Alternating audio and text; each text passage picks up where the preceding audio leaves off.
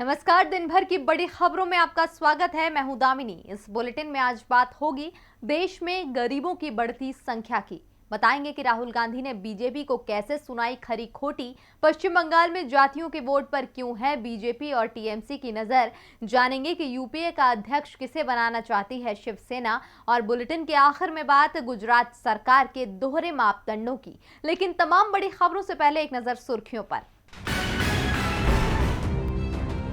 तमिलनाडु विधानसभा चुनाव की तैयारियों में जुटे राजनीतिक दल कमल हासन ने एमएनएम का जारी किया घोषणा पत्र। गृहिणियों की आय बढ़ाने पर जोर, कहा गृहिणियों को कमाने के उचित अवसर देने की योजना। अमित शाह 21 मार्च को जारी करेंगे बंगाल बीजेपी का घोषणा पत्र। 27 मार्च को होने हैं पहले चरण के मतदान। 294 विधानसभा सीटों पर होंगे चुनाव। जातिगत जनगणना को लेकर राज्यसभा में कांग्रेस सांसद का सवाल, जब जानवरों पेड़ों की गिनती कराई जा सकती है तो जातिगत जनगणना क्यों नहीं। केंद्र ने दिल्ली हाईकोर्ट से किया व्हाट्सएप की नई प्राइवेसी पॉलिसी लागू करने से रोकने का अनुरोध। 15 मई से प्रभावी होने जा रही है नई नीति। मामले की अगली सुनवाई के लिए 20 अप्रैल की तारीख तय। और बढ़त के साथ बंद हुआ शेयर बाजार। सेंसेक्स 641 अंकों की बढ़त के साथ 49,858 के स्तर पर हुआ बंद। निफ्टी 186 अंकों की बढ़त के साथ 14,744 के स्तर पर हुआ बंद।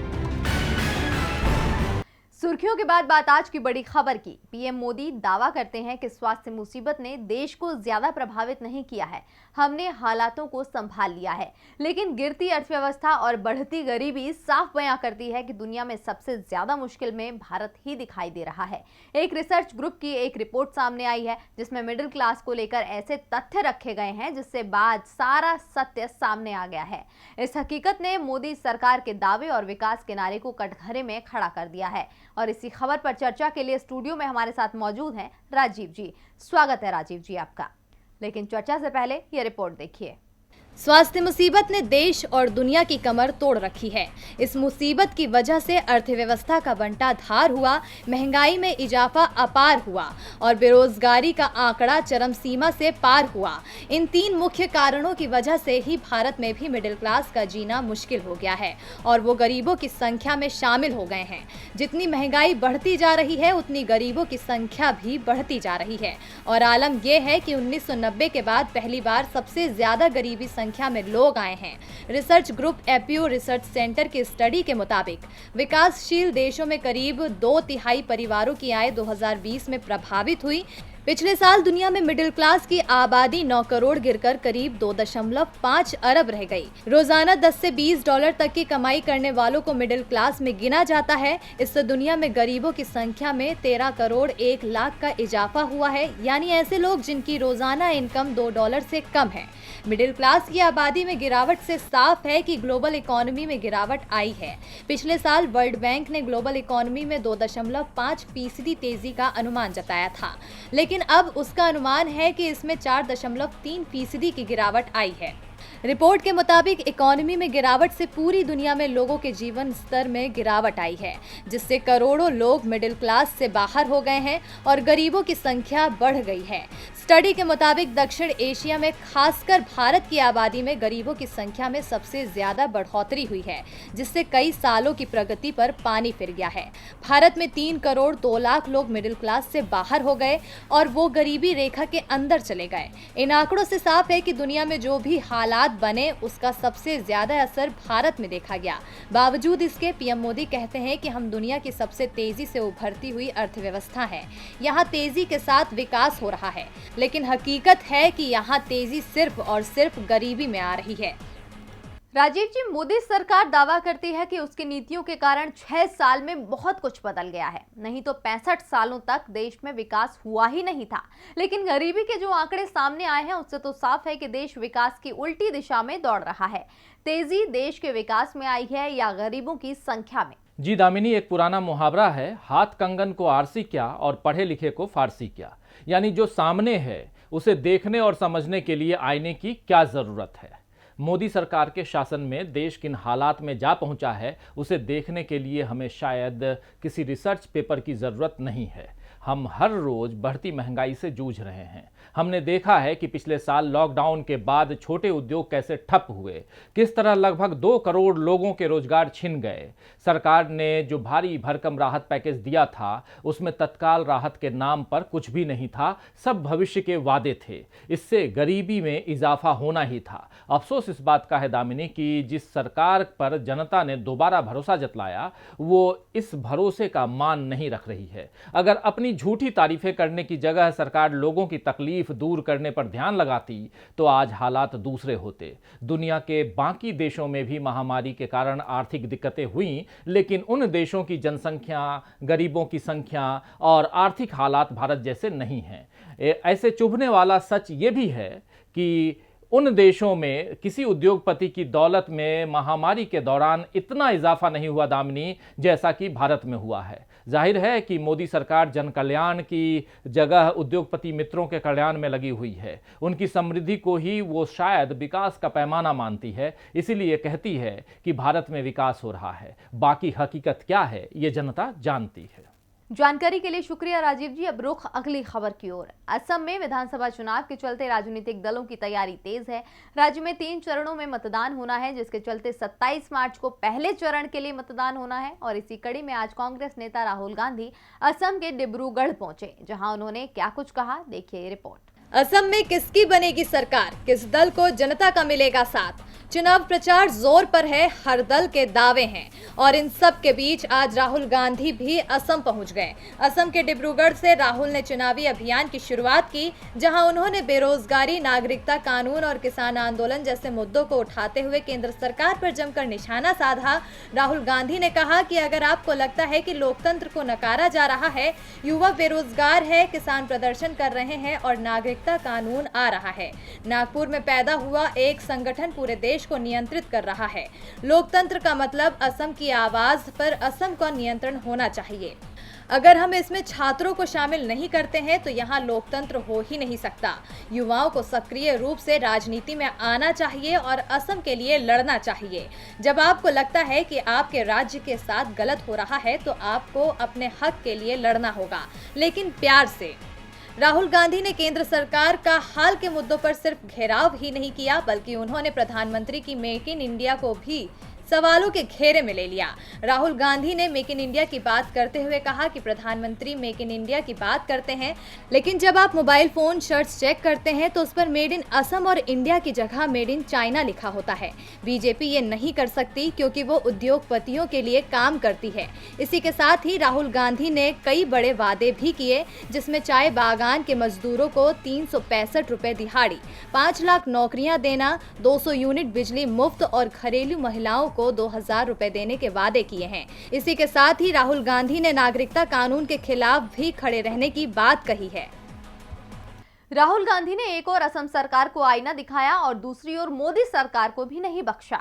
तो वहीं पश्चिम बंगाल में तो बीजेपी के अपनों ने ही पार्टी के लिए परेशानियां खड़ी कर दी हैं। पश्चिम बंगाल में टिकट वितरण के बाद से ही बीजेपी में बगावत के हालात बन गए हैं। शहर शहर बीजेपी कार्यालय के बाहर पार्टी के कार्यकर्ता प्रदर्शन कर रहे हैं। तो क्यों हो रहे हैं बीजेपी कार्यालयों पर पार्टी कार्यकर्ताओं के प्रदर्शन, देखिए रिपोर्ट। पश्चिम बंगाल में बीजेपी में दूसरी पार्टियों से आए नेताओं के चेहरे चमकते हुए दिख रहे हैं। इसका कारण भी है उन्हें बीजेपी ने विधानसभा चुनावों में टिकट दे दिया है। दल बदलुओं को टिकट देने में बीजेपी ने किस तरह की दरियादिली दिखाई है वो शिखा मित्रा और तरुण शाह की उम्मीदवारी से ही दिख रहा है। बीजेपी ने शिखा मित्रा को चौरंगी से और तरुण शाह को काशीपुर बेलगछिया से टिकट दिया। शिखा मित्रा के पति सोमेन मित्रा कांग्रेस के प्रदेश अध्यक्ष रह चुके हैं, जबकि तरुण शाह की पत्नी माला शाह टीएमसी से विधायक हैं और इन दोनों ने दावा किया है कि वो बीजेपी में हैं ही नहीं। बीजेपी की लिस्ट में अपना नाम देखकर वो खुद चौंक गए थे। शिखा मित्रा ने कहा, मैं कांग्रेस की नेता हूं, मैंने कभी भी बीजेपी ज्वाइन नहीं की है। बीजेपी की लिस्ट में मेरा नाम चौंकाने वाला है। मैं तो चुनाव लड़ना भी नहीं चाहती और बीजेपी के टिकट पर तो मेरे लिए लड़ना संभव ही नहीं है। यदि चुनाव लड़ना होगा तो कांग्रेस की टिकट से लड़ूंगी। शिखा मित्रा की तरह तरुण शाह ने कहा कि मुझे भरोसा नहीं हो रहा है कि बीजेपी ने मुझे उम्मीदवार बनाया है, जबकि मैं बीजेपी का सदस्य भी नहीं हूं। मैं टीएमसी का कार्यकर्ता हूं और आज भी टीएमसी के झंडे लगाने का काम कर रहा हूं। बीजेपी के लिस्ट में नाम आने से मुझे मुश्किल हुई है। मैंने अपनी पार्टी को बता दिया है कि मैं ममता बनर्जी के साथ हूं। बीजेपी ने मेरा नाम बेवजह शामिल किया है। मेरी तो वहां किसी से बात तक नहीं हुई थी। अब ये साफ है कि शिखा मित्रा और तरुण शाह बीजेपी के टिकट पर नहीं लड़ेंगे। बीजेपी की ओर से अब तक 289 उम्मीदवारों के नामों का ऐलान किया गया है। इसमें से 150 के करीब उम्मीदवार वो हैं जो कुछ समय पहले तक टीएमसी के नेता थे। कई लोग 2016 में टीएमसी के टिकट पर लड़े थे और जीतकर विधायक भी बने थे। 2 दर्जन नाम ऐसे भी हैं जो कांग्रेस और वामपंथी पार्टियों से बीजेपी में आए हैं। यानी साफ है कि बीजेपी के पास अपने नेता नहीं है जो विधानसभा चुनाव जीत सके। बीजेपी ने 8 मुस्लिम उम्मीदवारों को भी टिकट दिया है, लेकिन उन सीटों पर मुस्लिम उम्मीदवार उतारे गए हैं जिन सीटों के बारे में बीजेपी मानकर चल रही है कि यहां हार तय है। यानी जो सीट बीजेपी जीत नहीं सकती, उन सीटों पर मुसलमान उम्मीदवारों को टिकट दे दिया है, जिससे चुनावों के बाद ये दावा करने का मौका मिल जाए कि पार्टी इसीलिए मुसलमानों को टिकट नहीं देती क्योंकि वो पार्टी के टिकट पर वो चुनाव नहीं जीत पाते। दल बदलुओं को टिकट दिए जाने के बाद से बीजेपी के कार्यकर्ताओं में जो गुस्सा देखा जा रहा है, उसका नुकसान होते नजर भी आने लगा है।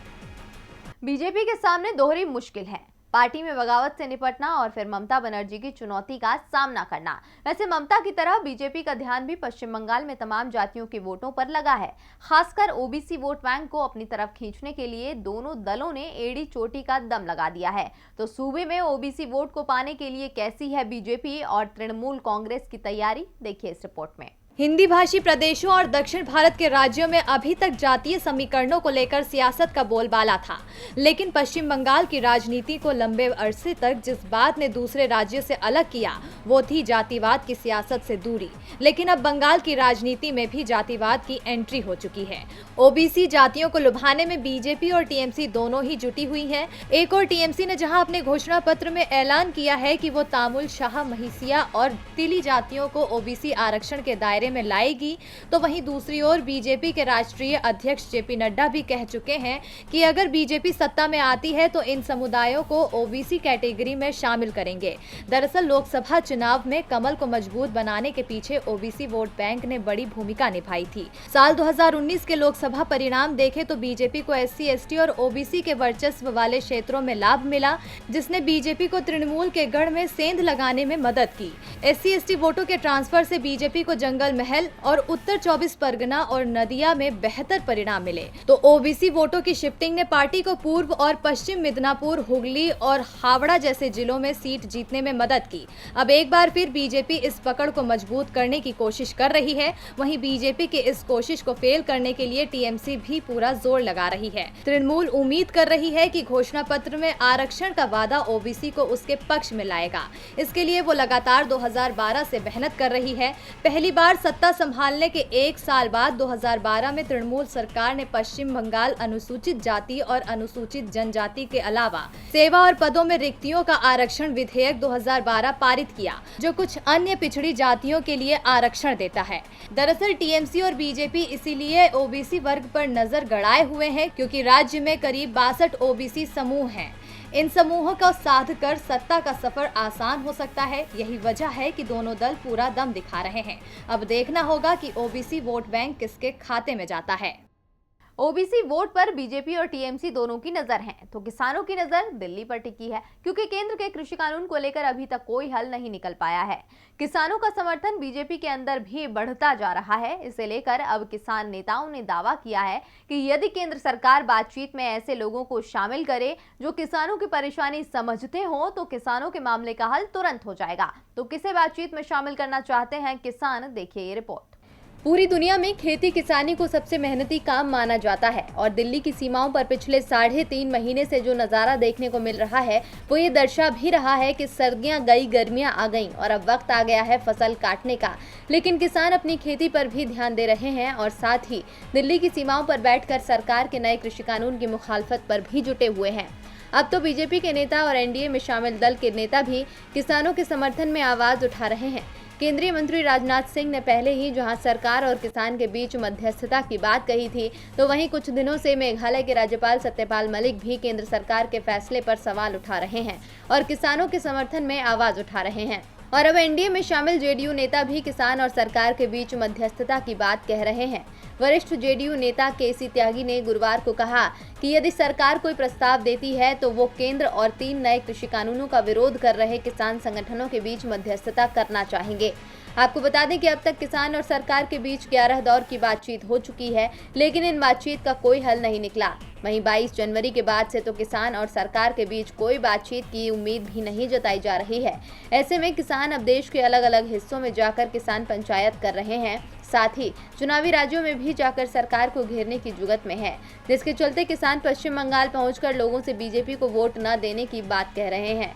इसके साथ ही संयुक्त किसान मोर्चा ने 26 मार्च को देशव्यापी बंद का आह्वान भी किया है, जिसके बाद अब सरकार पर इन सब का क्या असर पड़ता है और साथ ही अब अपने ही पार्टी में उठ रहे बगावती सुर के चलते क्या कदम उठाती है बीजेपी, इस पर सभी की नजरें बरकरार रहेंगी। अब किसानों की बात सरकार मानेगी या फिर किसानों का आंदोलन चलता रहेगा, ये फैसला सरकार को लेना है। लेकिन यूपीए में सोनिया गांधी ही अध्यक्ष रहेंगी या फिर बदला जाएगा यूपीए का अध्यक्ष, ये फैसला कौन करेगा? क्योंकि शिवसेना जो यूपीए का हिस्सा भी नहीं है, वो यूपीए अध्यक्ष को बदलने की मांग कर रही है। तो किसे यूपीए का अध्यक्ष देखना चाहती है शिवसेना? देखिए ये रिपोर्ट। वैसे तो महाराष्ट्र सरकार में शिवसेना, एनसीपी और कांग्रेस तीनों का गठबंधन है, लेकिन कुछ दिनों से शिवसेना के तेवर कुछ अलग दिखाई दे रहे हैं। शिवसेना लगातार अपने मुखपत्र सामना के जरिए ये मांग उठाती रही है कि यूपीए का नेतृत्व शरद पवार को सौंप दिया जाना चाहिए, लेकिन अब तो संजय राउत ने एक इंटरव्यू के दौरान कहा है कि अगर देश में विपक्ष को मजबूत करना है तो यूपीए का नेतृत्व शरद पवार जैसे नेता के हाथ में सौंपना होगा,